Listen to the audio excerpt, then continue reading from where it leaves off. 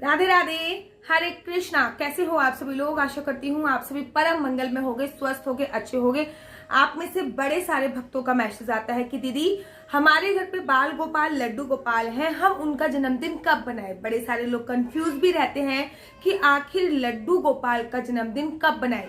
जब हम लड्डू गोपाल को घर पर लेके आए हैं, बाल गोपाल लड्डू गोपाल का जन्मदिन तब बनाए, या फिर जब हमने प्राण प्रतिष्ठा करके पूजा प्रारंभ करी है, बाल गोपाल लड्डू गोपाल का जन्मदिन तब बनाए, या फिर हम जन्माष्टमी वाले दिन अपने बाल गोपाल लड्डू गोपाल का जन्मदिन बनाए। ऐसे अनेकों प्रश्न मेरे पास आते हैं, तो आज मैं उन्हीं प्रश्नों का उत्तर आप लोगों के लिए देने वाली हूँ। देखिए शास्त्र क्या कहते हैं सबसे पहले, और वृंदावन के संत क्या कहते हैं बाल गोपाल के अवतरण दिवस को लेकर, जन्मदिन को लेकर, वही मैं आज आप लोगों को बताने वाली हूँ। सबसे पहले मैं अपने बारे में बता देती हूँ, अपने बारे में, अर्थात मेरे घर पे दो बाल गोपाल लड्डू गोपाल हैं। एक मेरी मम्मी के घर पे है, एक मेरे ससुराल में है, एक मेरे मायके में है।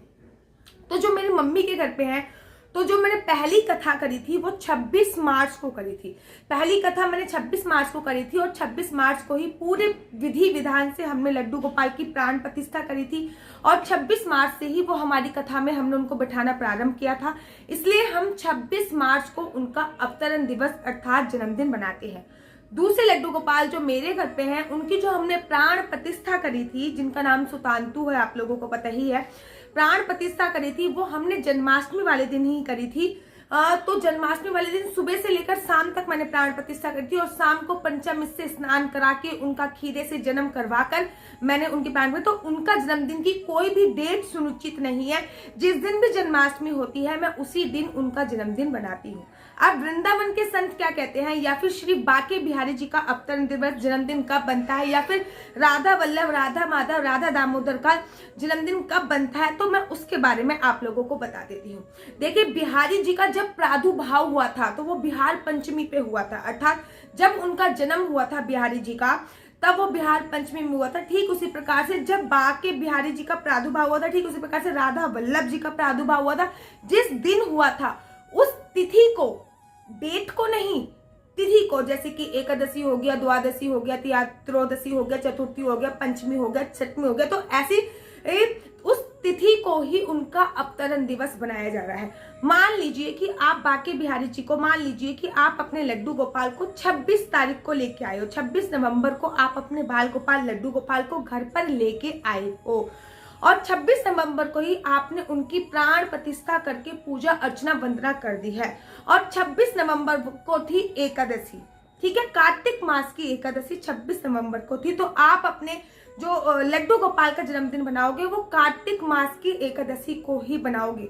26 नवंबर आपको याद नहीं रखना है, आपको क्या याद रखना है, कार्तिक मास की एकादशी को। पहले मैं आपको एक बात क्लियर कर दूं, जिस दिन लड्डू गोपाल को घर लेके लाया जाता है, मान लीजिए आपने कोई भी दुकान से लड्डू गोपाल परचेस करे, वो केवल एक मूर्ति है।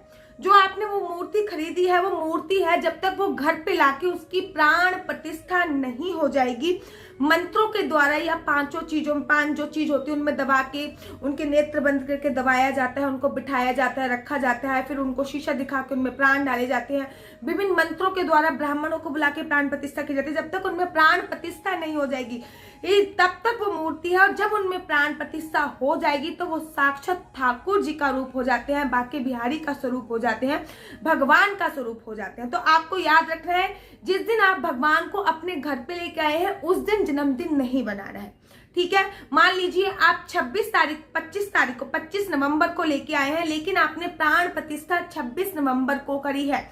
25 नवंबर को दशमी थी, और आपने 26 नवंबर एकादशी वाले दिन कार्तिक माह की एकादशी वाले दिन ही प्राण प्रतिष्ठा करी है, और कार्तिक माह की दशमी वाले दिन आप लेके आए हैं, तो दशमी वाले दिन आप जन्मदिन नहीं बनाएंगे।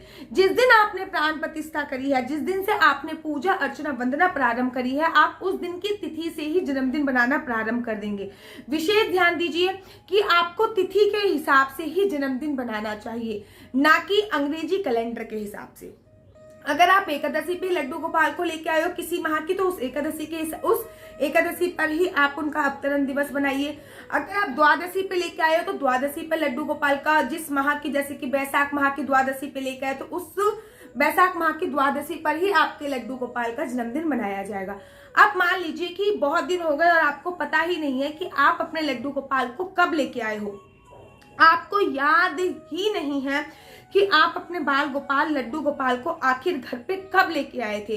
अगर आपको किसी भी प्रकार से कोई भी संशय है कि याद नहीं है कि मैं इस तारीख को लेके आई थी, इस तारीख को मैंने पूजा करी थी, तो आपको याद नहीं है, तो सबसे सर्वोत्तम होता है कि आप जन्माष्टमी वाले दिन सारी भूल चूक माफ कर जन्माष्टमी वाले दिन अपने जो लड्डू गोपाल हैं, बाल गोपाल हैं, उनकी प्राण प्रतिष्ठा मानकर, मतलब मानसिक मान के करनी नहीं है, उनकी प्राण प्रतिष्ठा मान के उनका अवतरण दिवस बनाइए। साल में 2 बार हम लोग बांके बिहारी जी का या फिर लड्डू गोपाल का अवतरण दिवस बनाते हैं। जैसे कि एक तो जिस दिन मैं लेके आई उस दिन, मतलब जिस दिन हमने पूजा अर्चना प्रारंभ करी उस दिन, और साथ ही के साथ एक जन्माष्टमी वाले दिन। मैं तो हमेशा जन्माष्टमी वाले दिन ही बनाती हूँ, मैं साल में बाकी दूसरे दिन नहीं बनाती, क्योंकि मैं जन्माष्टमी वाले दिन ही अपने बाल गोपाल लड्डू गोपाल को लेकर आई थी। लेकिन जो मेरी माता जी हैं वो साल में 2 बार बनाती हैं, क्योंकि वो जन्माष्टमी वाले दिन नहीं लेके आई थी। अब मैं आपको बता देती हूँ कि अगर आपको याद नहीं है कि आप कौन सी डेट पे, कौन सी तिथि पर अपने लड्डू गोपाल को लेके आए हो, तो आप जन्माष्टमी वाले दिन ही लड्डू गोपाल की जो जन्माष्टमी वाले दिन ही लड्डू गोपाल का अवतरण दिवस अर्थात जन्मदिन बना सकते हो।